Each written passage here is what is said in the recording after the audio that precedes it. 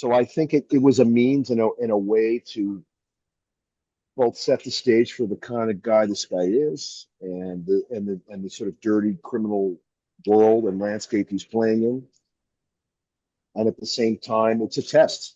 It's a test of he's testing Reacher's mettle and to see what he's really about. My name is Russ Milheim. I'm from The Direct. Thank you for talking to me today about Reacher. Yes, sir. Likewise, thank you. And so you play Zachary Beck. Can you just by starting off, can you set the stage for audiences? Tell us a little about him. Well, as I think fans of the show will know at this point, it's based on Persuader. I was not aware of Lee Child's work coming into this, but it's certainly been very prolific. And I guess Persuader is a type of gun, so this season is based on that book.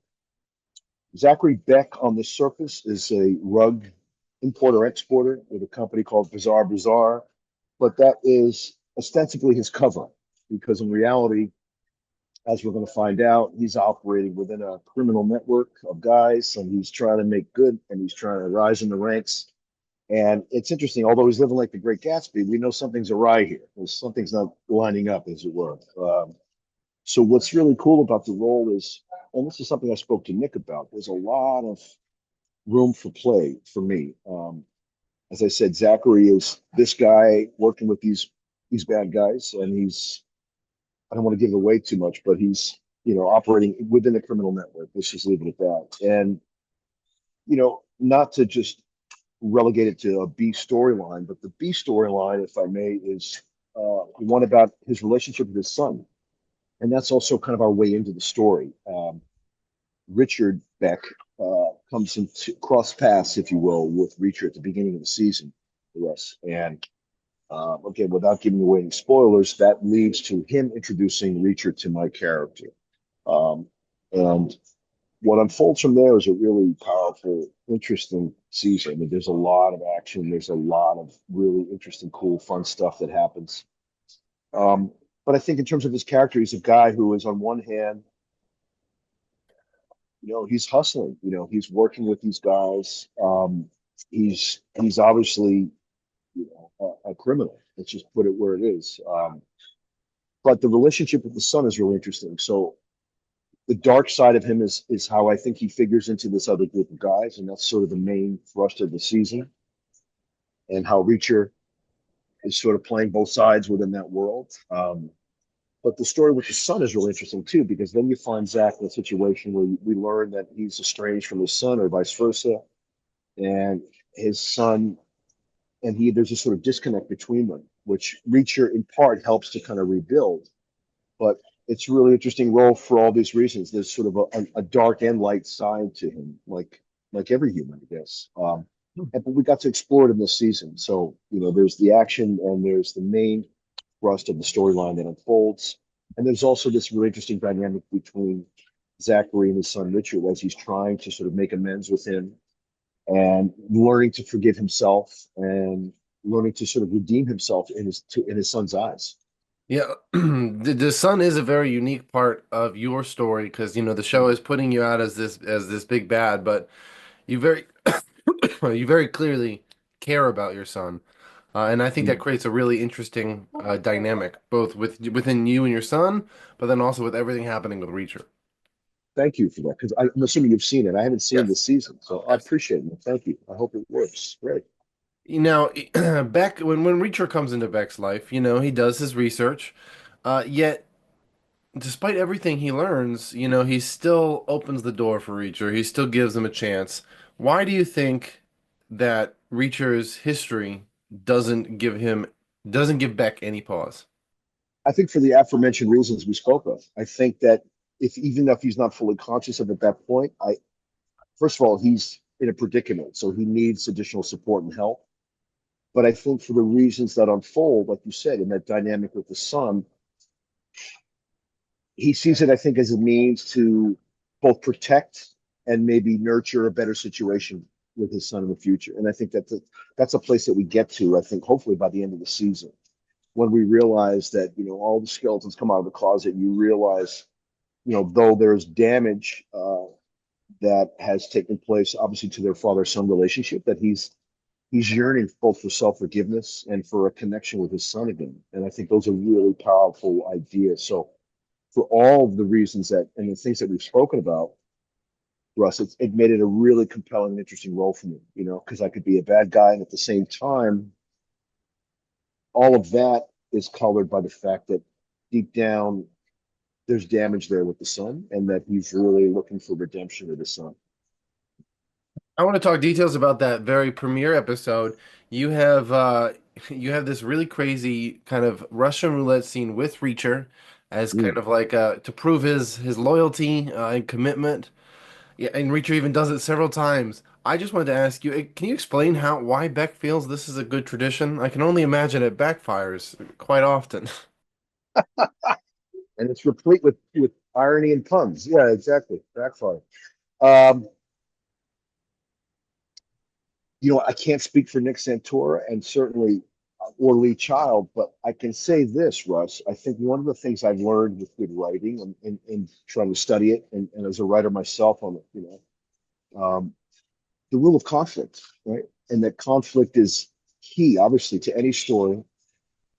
And in the greater context, scene by scene, it's very important, as we know, for good drama and comedy, actually. I feel the rule still applies. So I think it was a means in a way to both set the stage for the kind of guy this guy is and the sort of dirty criminal world and landscape he's playing in. And at the same time, it's a test. It's a test of Reach. He's testing Reacher's mettle and to see what he's really about. And I think we also see the seeds of the relationship with the son there because he's asking him to protect him, look out for him. And I think what happens very naturally is that they develop a friendship, which creates other complexity, I think, to Zach. But the idea of him being a character who, like most humans, he has a dark and a light side, and the dark side is being explored as he, tries to stay alive in this world, before Brian T's character is introduced and all that. And at the same time, obviously, the exploration of the relationship with his son is very powerful too, I think. Yeah. How many people do you think Beck has accidentally killed using that method? How often are you cleaning up guts and like, oh, well, there's another recruit, doesn't work out. It's a great backstory unknown. I don't know. But good point. Good point. Yeah. Now But that that was roulette, yeah, man, that was powerful. And then also the other roulette scene later in the season. Powerful. hmm Powerful. Yeah. You mentioned that you weren't familiar with the book beforehand. Did you ever go back and read it before, like when you were on the I project? did. I did. I read it while making the project. I kept it with me every day, actually. And I have to say, Nick was very true. With the exception, I think, of the omission of the character of the wife.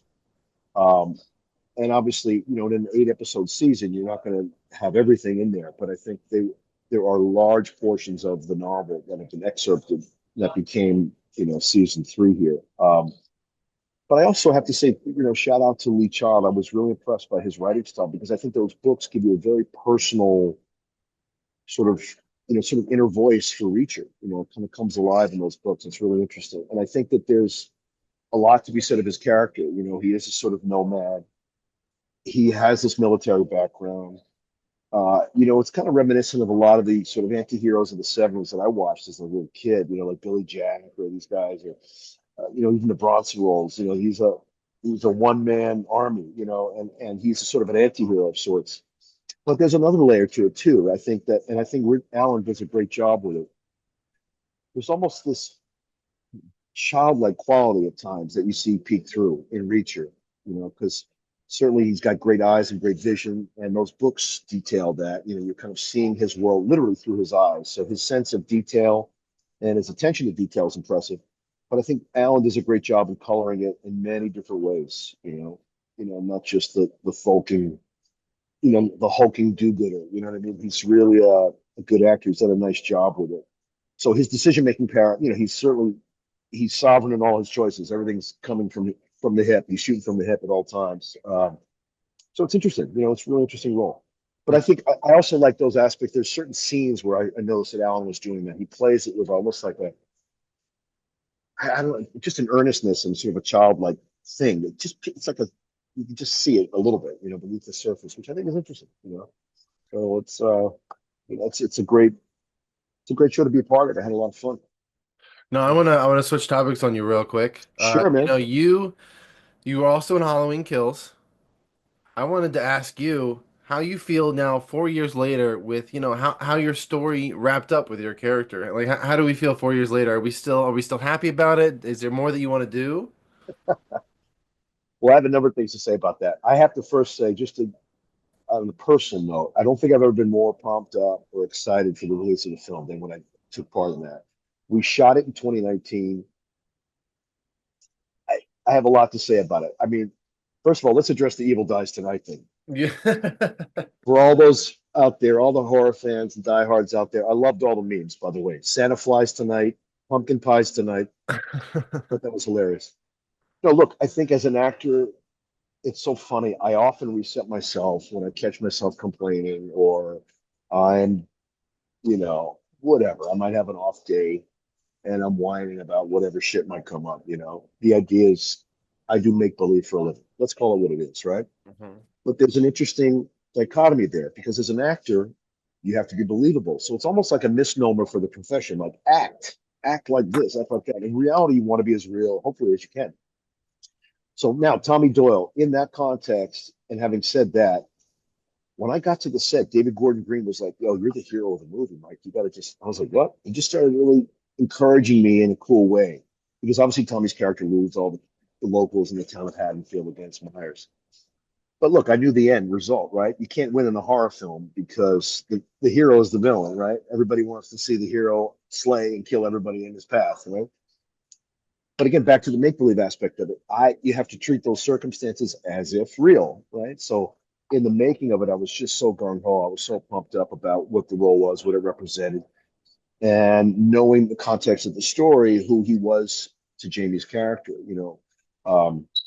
Both Kyle's character and my character obviously were kids that she babysat in the original film. So all these years later, I think David and Danny and their other writing partner, I'm forgetting his name at the moment. They did a great job, I felt, threading the original and connecting it to obviously the circumstance and the setting for Halloween Kills. So I was just really pumped up making the movie, man. It was a quick shoot. It was like 6 weeks. And again, you have to make that real for yourself in your head. So I felt like I was in the zone because I was really just enjoying the work. I was excited. I kept a little distance as I often do sometimes when I'm on set because it's really just a way to sort of protect your own concentration and your own preparation, I guess. But playing that part was just a thrill for me, man. And to work with those guys, because I had auditioned for a bunch of their projects, Danny and David, a lot of their comedies, and I just always loved their work. So it was a thrill. It was great to work with Jamie Lee. She's really cool. She is as she presents. She's just a wonderful lady, very down to earth, very maternal, very giving and loving. And we just had a great crew. And I also shout out to Michael Simmons, the DP. I thought he did a beautiful job.